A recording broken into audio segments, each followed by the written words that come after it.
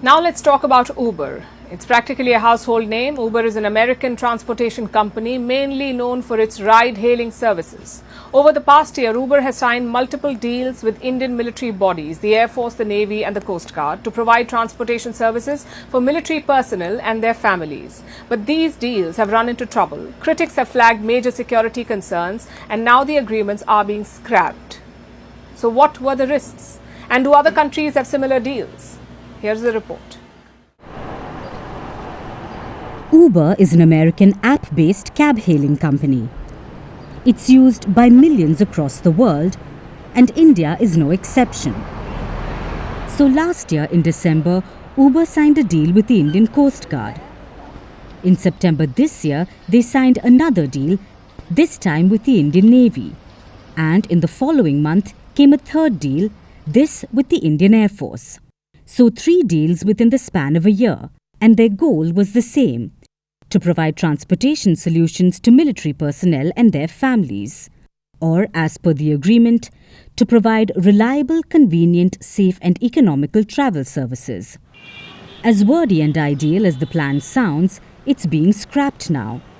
The Air Force, Navy and Coast Guard have initiated the process to end their agreements with Uber.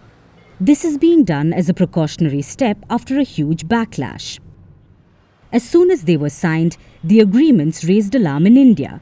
They sparked outcry on social media, and critics pointed to major security issues, like the potential exposure of sensitive data.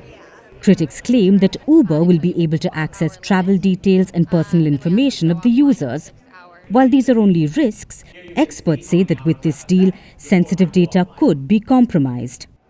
And they cite 2 reasons behind their fears. First, such deals are not a common phenomenon. Military bodies rarely sign contracts with a foreign private organization for a personal cab service. So, there's no real way to learn about the necessary guardrails. However, history does teach lessons from similar examples, which brings us to the second point. Data sharing deals between military bodies and private organizations can have grave consequences. Like when the US signed a deal with Strava, the popular fitness tracking application. Strava was used by active duty military personnel. The app tracked their movements and life patterns.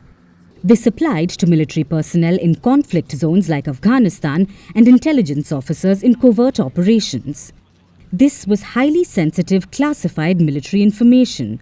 But thanks to Strava in 2018, the information leaked and it turned into a security nightmare for the United States. This is not to say that history would have repeated itself with Uber, but the lesson is clear. When it comes to sensitive data, especially in the context of a nation's military, the risks of exposure will always outweigh the benefits. Because national security should never be taken for a ride. Hello and welcome to this special edition of Vantage, live from the White House. America is Trump country again. He will be the 47th President of the United States of America. We're live from the White House, soon to be the new residence of Donald Trump. It was also here that Donald Trump brokered the Abraham Accords. So the voters have a legitimate question in their minds. If those presidents could do it, why not Joe Biden? The Arab voters want to punish the Democrats for supporting Israel. Joe Biden's shadow looms large over this election, and Kamala Harris may end up paying the price for it. This Trump hat, it says, President Trump save America. But this hat is made in China. And this is the Chinese interference that Americans must be investigating. But of late, Donald Trump and the Republicans have made some gains. And the biggest reason for that is illegal immigration.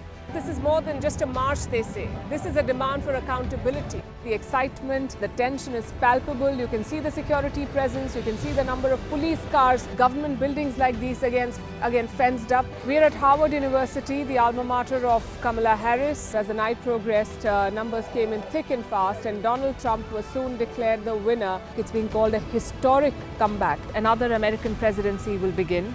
In Donald Trump's case, his second one.